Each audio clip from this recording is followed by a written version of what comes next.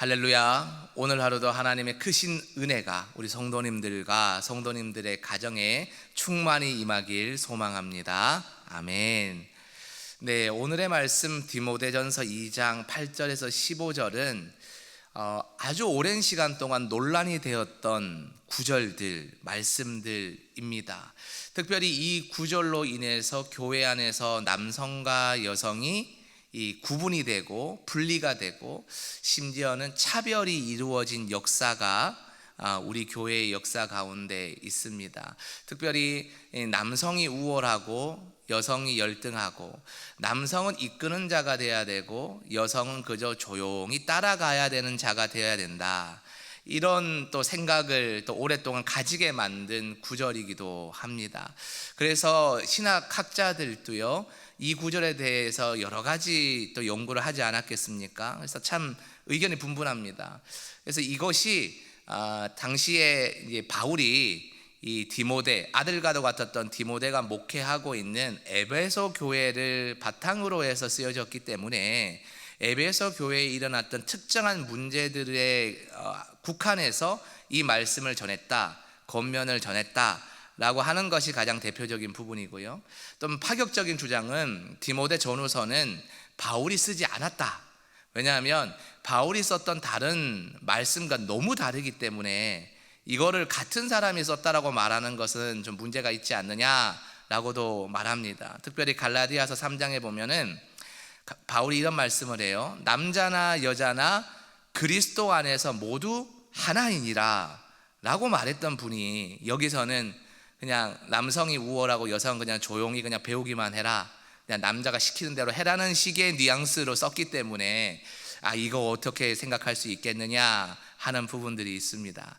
그러나 저는 오늘 이 말씀을 전할 때 에베소 교회를 목회하는 디모데에게 그 에베소 교회에 맞는 특정한 말씀을 바울이 주었다라는 관점을 가지고 말씀을 전하려고 합니다. 또 그 안에서 남성과 여성을 차별했던 모습이 아니고 특별한 영적인 의미가 남자와 여자 모두에게 주어졌음을 또 그런 견해를 가지고 말씀을 전하려고 합니다. 그래서 오늘 말씀을 들으실 때 오해가 없기를 바라고, 또 오늘 말씀을 들으실 때 남자는 어떻고 여자는 어떻다가 아니라 우리는 어떻게 살아야 한다 라는 신앙의 교훈을 받고 돌아가실 수 있는 은혜의 자리가 되기를 간절히 소망합니다. 아멘.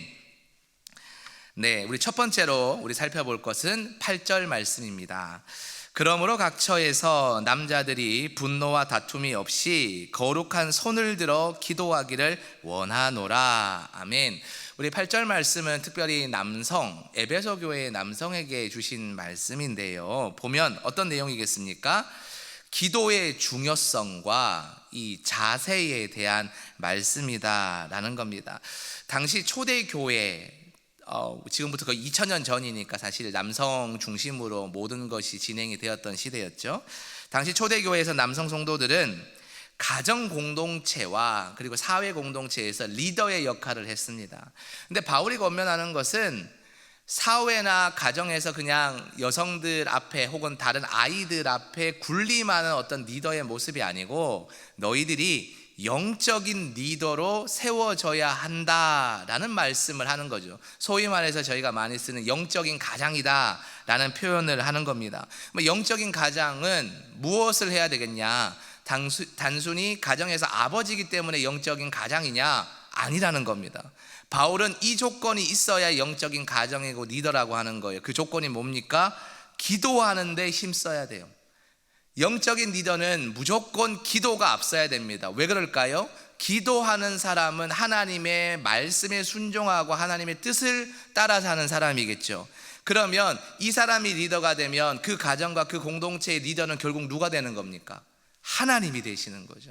그렇기 때문에 당시의 리더로서 일했던 사람들, 특별히 남성들에게 기도하라고 권면하고 있다라는 겁니다. 특별히 어떻게 기도하라고 합니까? 분노와 다툼이 없이 거룩한 손을 들어 기도하라라고 합니다. 여러분, 분노와 다툼을 왜 하지 말라고 할까요? 단순히 나쁜 거니까 하지 말라고 하는 부분도 있지만, 분노와 다툼을 가지고 기도를 한다는 것은 무엇입니까? 어떤 특정한 일 때문에 A라는 사람과 B라는 사람, 특별히 남성 두 분이 싸워요. 한참 싸우다가 네가 잘났네 내가 잘났네 하고 그 집으로 돌아갔어요. 그러면서 하나님께 기도합니다. 그럼 분노와 다툼을 가지고 기도하면 기도 방향이 어떻게 되겠습니까? 하나님, 저는 맞고 쟤는 틀렸어요. 그러니 하나님 제 편 들어주셔야가 되는 거예요. 그럼 여러분, 이 기도는 하나님 앞에 어떻게 드릴까요? 서로가 서로를 연합하고 하나 되게 하는 기도가 아니고 하나님을 자기 편으로 서로 세워서 찢어놓는 기도가 되는 거예요.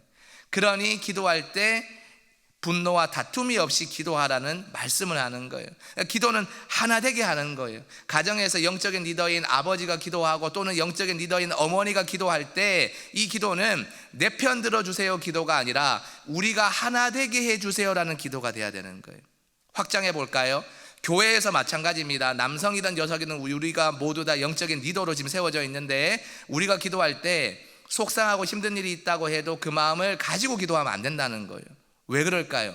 속상하고 힘든 마음은 결국 하나님 이렇게 억울하니 하나님 풀어주세요라고 기도는 하지만 그 기도의 끝에는 결국 저 사람은 잘못되었습니다 하는 기도가 가기 때문에 그렇습니다. 하나님 보시기에 하나 되고 화목하고 평화를 이루는 기도는 아니라는 말씀이에요. 그래서 거룩한 손을 들어서 하나님 앞에 하나님이 원하시는 연합을 놓고 기도할 수 있어야 하겠다.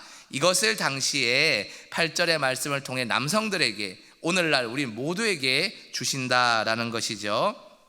자, 두 번째로 여성에 대한 말씀인데요, 9절과 10절을 제가 보겠습니다. 또 이와 같이 여자들도 단정하게 옷을 입으며 소박함과 정절로서 자기를 단장하고 따은 머리와 금이나 진주나 값진 옷으로 하지 말고 오직 선행으로 하기를 원하노라. 이것이 하나님을 경외한다 하는 자들에게 마땅한 것이니라. 아멘. 자, 당시 그리스 로마 사회에서는 어떤 풍습이 있었냐면요, 화려한 장신구, 사치스러운 옷차림이 흔했습니다. 왜냐하면 특별히 에베소는 아데미 신상이 있었어요. 아데미 신상, 여신이죠. 아르테미우스라고 하는 아르테미스라고 표현할 수 있겠네요. 아르테미스라는 그 여성 신이 있는 거죠. 그러다 보니까 여러분, 신들은 숭배를 할 때 보통 어떻게 합니까? 화려하게 꾸미지 않습니까? 은보다는 금이 좋고 금보다는 다이아몬드가 좋지 않겠어요? 그러다 보니까 신들을 화려하게 꾸미니까, 특별히 여신을 섬기다 보니까 여성들도 화려한 것을 추구했다라는 겁니다. 이 신을 닮아간다라고 생각했던 거예요. 그러다 보니까 당시에 에베소 교회의 성도인 여성들조차 어떤 문화가 있었냐면은 외적인 아름다움을 굉장히 많이 추구했어요. 거기에 신경을 되게 많이 썼다라는 겁니다. 그런데 바울은 뭐라고 얘기합니까? 외적인 아름다움이 아니라 내면의 아름다움을 갖고야 한다. 내면의 아름다움이 뭐겠어요? 하나님을 경외하는 마음이라는 거예요. 성경이 분명히 말하잖아요. 하나님은 외모를 보시지 않고 우리의 내면을 보시는 거예요. 곧 우리의 신앙의 성숙함을 보신다라는 겁니다.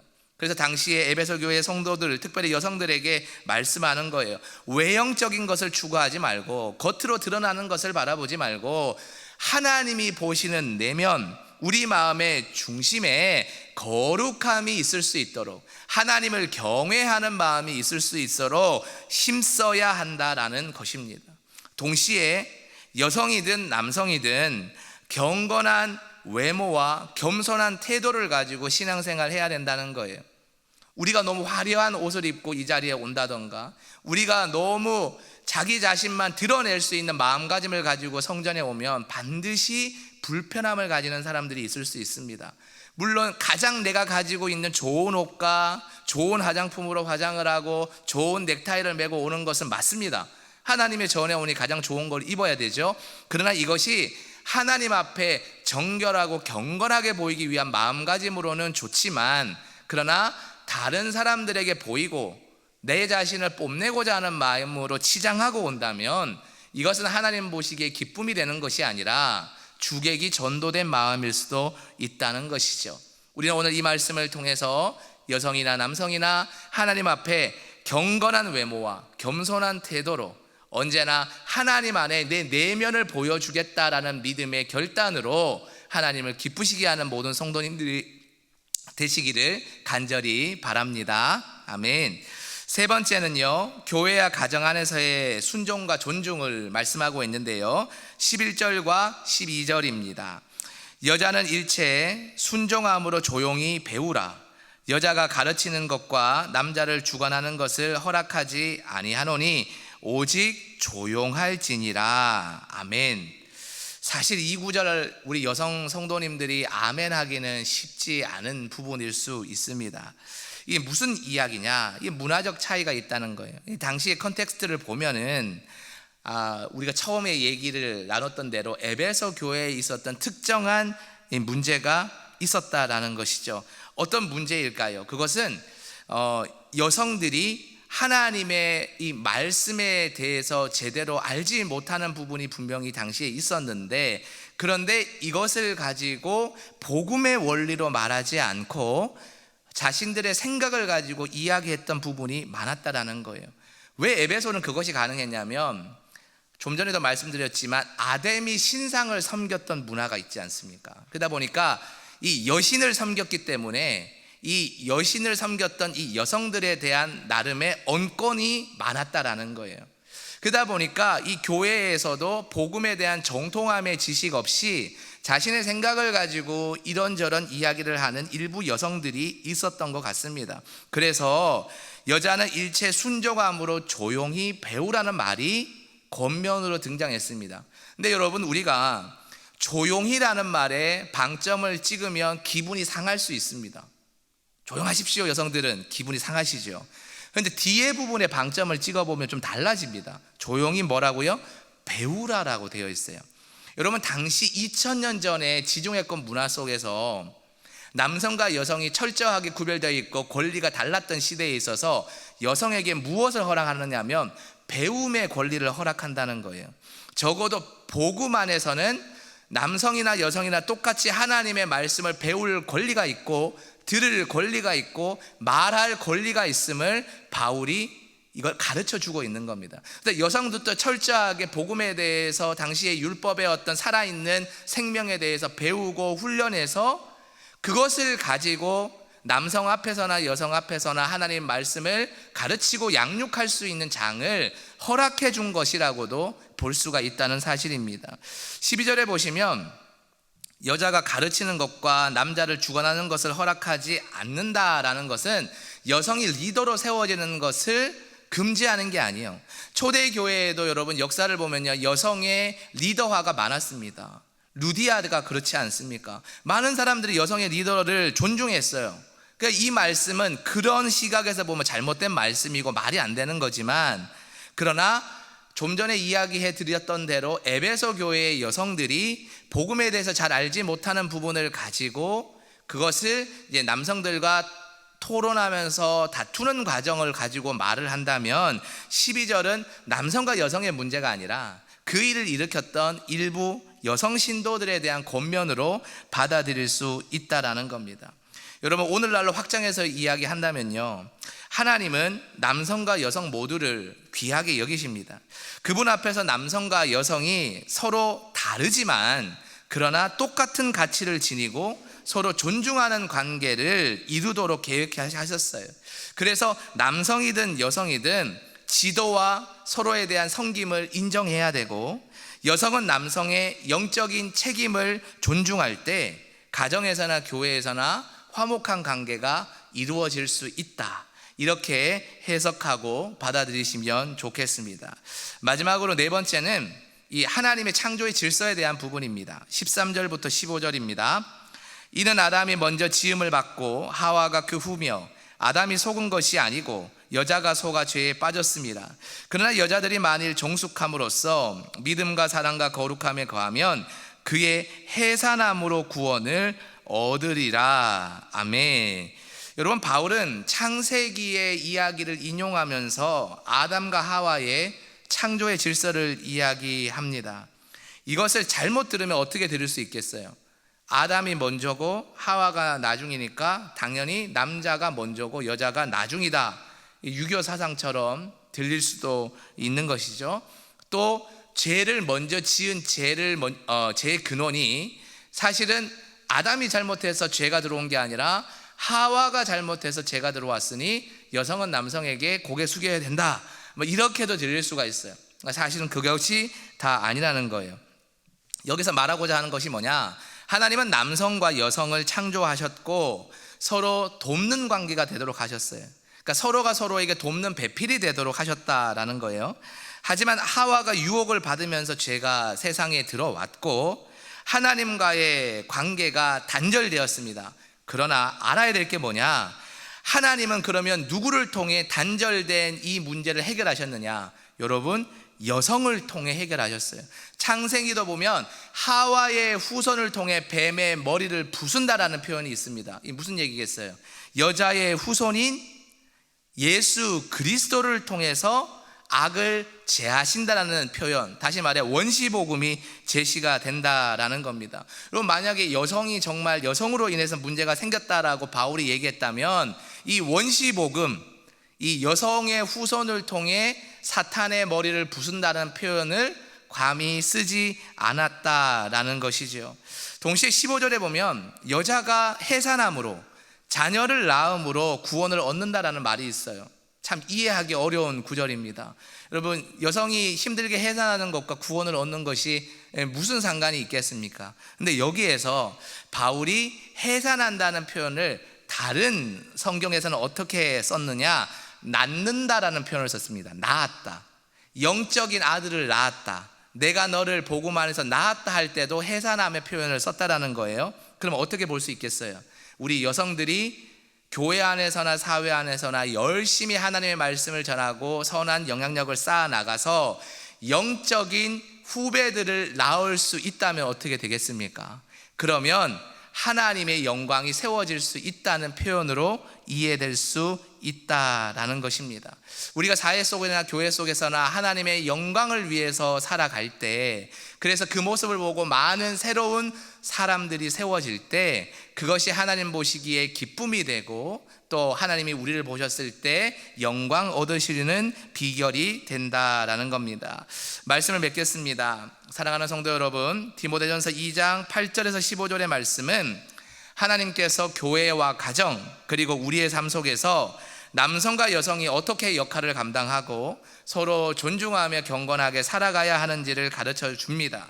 남성과 여성 모두가 하나님께 드려진 거룩한 손을 들고 기도해야 하고 분노와 다툼을 버리고 온유와 겸손한 마음으로 서로를 섬기고 교회를 섬겨야 됨을 보여줍니다.